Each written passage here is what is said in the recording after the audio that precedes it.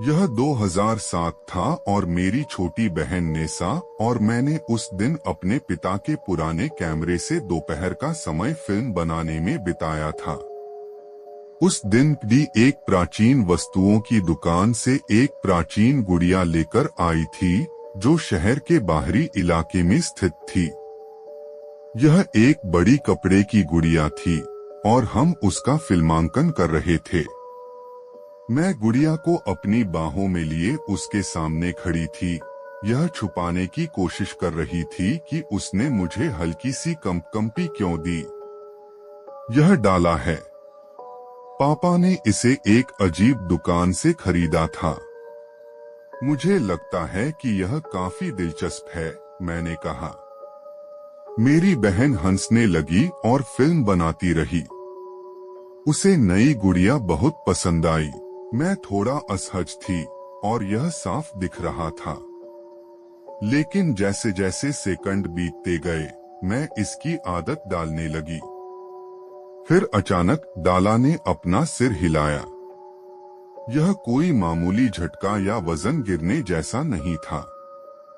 उसका सिर धीरे धीरे मेरी ओर घूम गया। उसकी बेजान आंखें सीधे मुझे घूर रही थीं। यह असली था, इतना असली कि मैंने महसूस किया कि मेरी नसों में खून जम गया। मैं चीख पड़ी और गुड़िया को जमीन पर फेंक दिया।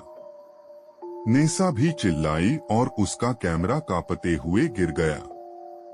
हम रसोई की ओर भागे, हमारे दिल हमारे कानों में तेजी से धड़क रहे थे। माँ, पापा, वे दोनों हमारी चीखें सुनकर भागते हुए आए। मैंने कहा, गुड़िया। वह हिली। मेरी माँ ने अविश्वास से भौहें सिकोड़ लीं, जबकि मेरे पापा ने नेसा का फोन उठाया। उन्होंने वीडियो को साथ में देखा। वीडियो में गुड़िया बिल्कुल स्थिर दिख रही थी, किसी अन्य गुड़िया की तरह। कुछ सेकंड तक कोई कुछ नहीं बोला। फिर मेरे पापा ने कहा, यह शायद कोई मजाक रहा होगा, या मुझे नहीं पता, शायद इसके जोड़ ढीले हैं। उन्होंने हमें शांत करने की कोशिश की, लेकिन मैं आश्वस्त नहीं थी। नेसा भी नहीं। उस रात मैंने सोने की कोशिश की, लेकिन मैं यह नहीं भूल पा रही थी कि डाला ने मुझे कैसे देखा था। हमने गुड़िया को डाइनिंग रूम में छोड़ दिया था, जैसा कि हमारे माता पिता ने सुझाया था, लेकिन हम दोनों में से कोई भी उसे फिर से छूना नहीं चाहता था। रात के 3 बजे मुझे एक आवाज से नींद खुली। वह हल्की लेकिन साफ थी। छोटे कदमों की आवाज, जैसे कोई घर में घूम रहा हो। लेकिन वह आवाज इतनी भारी नहीं थी कि किसी वयस्क की हो। मैं चुपचाप उठी और अपने बेडरूम के दरवाजे की ओर गई। नेसा पहले से ही वहां खड़ी थी, हॉलवे में स्थिर। मैं डाइनिंग रूम की ओर देखने लगी। गुड़िया वहां नहीं थी जहां हमने उसे छोड़ा था। हमने साहस जुटाया और नीचे गए। डाइनिंग रूम की कुर्सियां बिखरी हुई थीं, जैसे किसी ने उन्हें खींचा हो। डाला, वह गुड़िया, उनमें से एक कुर्सी पर बैठी थी। उसके पैर क्रॉस किए हुए थे और वह थोड़ा आगे की ओर झुकी हुई थी, मानो वह हमारा इंतजार कर रही हो। उसी सुबह हमने गुड़िया को कूड़े के ढेर में फेंक दिया। यह सुनिश्चित किया कि माँ और पापा न देख सकें। हमें लगा कि अब सब कुछ ठीक हो गया है। लेकिन उसी रात कुछ सड़े हुए की गंध से मेरी नींद खुल गई। मैंने नाइट लैंप जलाया और देखा कि वह गुड़िया मेरे बगल में लेटी हुई थी। वह मलबे और गंदगी से ढकी हुई थी। मैं हिलने ही वाली थी कि मैंने सबसे बुरा देखा। गुड़िया की आंखें झपक रही थीं। न केवल वे हिल रही थीं, बल्कि ऐसा लग रहा था जैसे उसके भीतर कुछ उन्हें नियंत्रित कर रहा हो। उसका सिर धीरे धीरे मेरी ओर मुड़ने लगा। मैं जैसे ही अपने शरीर पर नियंत्रण पा सकी, बिस्तर से कूद गई और दरवाजे की ओर भागी। मैंने पूरी ताकत से हैंडल घुमाया, लेकिन जब मैंने बिस्तर की ओर देखा तो डाला वहां नहीं थी। वह अब बिस्तर के किनारे बैठी थी और मुझे घूर रही थी। सावधान नेसा की आवाज ने मुझे मेरी तंद्रा से बाहर निकाला। मैंने ऊपर देखा और समय रहते छत से गिरने वाले एक टुकड़े से बच गई। नेसा पहले से ही दरवाजे पर थी और हम दोनों डर के मारे अपने माता पिता से लिपट गए। अंततः मेरे माता पिता को समझ आया कि कुछ तो गलत है। मेरे पापा बिना कुछ कहे कमरे में गए, गुड़िया को उठाया और उसे एक कार्डबोर्ड बॉक्स में डाल दिया। उन्होंने ढक्कन को कसकर बंद कर दिया, मानो वह उसमें बंद हो जाएगी। अगले दिन मेरे पापा ने बॉक्स को कार में रखा। वह प्राचीन वस्तुओं की दुकान, जहां से उन्होंने इसे खरीदा था, हमारे घर से लगभग 2 घंटे दूर थी। वह कुछ नहीं बोले, बस चले गए और दोपहर तक वापस आए। मैंने कभी नहीं पूछा कि उन्होंने उस गुड़िया का क्या किया और उन्होंने कोई जानकारी नहीं दी। 2 हफ्ते बिना किसी घटना के बीते। सब कुछ सामान्य लग रहा था। लेकिन एक दिन जब मैंने नेसा के बिस्तर के नीचे सफाई की तो मुझे एक गंदा कपड़े का टुकड़ा मिला। वह कपड़ा डाला की पोशाक जैसा ही था। उस रात मुझे बच्चों की हंसी की आवाज से नींद खुली। ऐसा लग रहा था जैसे कोई हॉलवे में खेल रहा हूँ।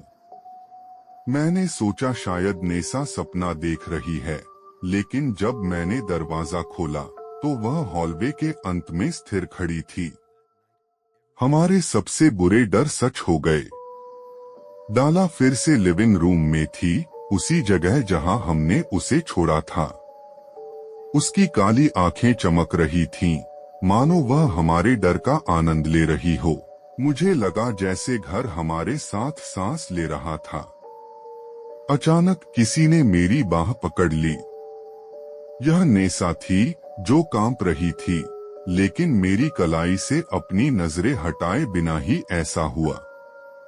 1 सेकंड के लिए लाइट टिमटिमाई और हमने वही आवाज सुनी। पिछली रात हमने हल्के कदमों की आवाज सुनी थी, लेकिन इस बार वे तेजी से करीब आ रही थीं। घर के चारों ओर किसी छोटी सी चीज के दौड़ने की आवाज हो रही थी, लेकिन हम यह नहीं देख पा रहे थे कि वह क्या था। खिड़कियां बंद थीं, दरवाजे बंद थे, लेकिन ऐसा लग रहा था जैसे कुछ हिल रहा हो, कुछ ऐसा जो इंसान नहीं था। नेसा धीरे धीरे रोने लगी और मुझे समझ आ गया कि हम वहां और नहीं रुक सकते। मैं धीरे धीरे गुड़िया के पास गया और जब मैं उससे कुछ ही कदम दूर था तो मेरे पैरों के नीचे की जमीन खिसक गई। डाला की आंखें फिर से टिमटिमाने लगीं और उसका सिर एक तरफ झुक गया, मानो वह मेरी प्रतिक्रिया से पहले कुछ सुनने की कोशिश कर रही हो। मुझे ऐसा महसूस हुआ कि मेरे आसपास की हवा बदल गई है, जैसे कोई अदृश्य चीज मेरे बगल में दौड़ रही हो। अचानक एक फुसफुसाहट सीधे मेरे कान में धीमी हंसी सुनाई दी। मैं चीख पड़ा और नेसा को पकड़ लिया। हम कमरे से बाहर भागने ही वाले थे कि गुड़िया ने अपना हाथ इधर उधर घुमाया और मेरा चेहरा पकड़ लिया। मैं पूरी तरह से स्थिर हो गया था।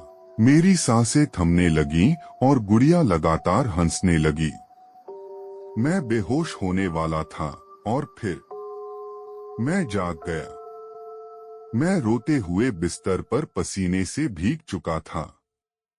नेसा कांपते हुए मेरे पास आई। पहले तो मुझे लगा कि वह मेरे बारे में चिंतित है, लेकिन फिर मुझे एहसास हुआ कि उसे यह भी पता नहीं चला था कि मेरे साथ कुछ हुआ है। वह उसी समय जाग गई थी जब मैं उठा था। जब उसने मुझे अपना सपना बताया तो वह मेरे सपने के समान था। वह आखिरी बार था जब हमने गुड़िया के बारे में सपना देखा। हम आज तक यह नहीं समझ पाए हैं कि हमने वह सपना क्यों देखा था, लेकिन मुझे नहीं लगता कि यह महज एक संयोग था। ऐसा लग रहा था जैसे वह किसी विकृत और बीमार तरीके से हमें अलविदा कह रही हो, हमें एक आखिरी बार डरा रही हो। मैं अभी भी उस गुड़िया का खुद को देखता हुआ वीडियो देखता हूँ और सोचता हूँ कि कितना समय बीत चुका है। मुझे अभी भी वह दिन याद है जब हम इतने खुश और मासूम थे।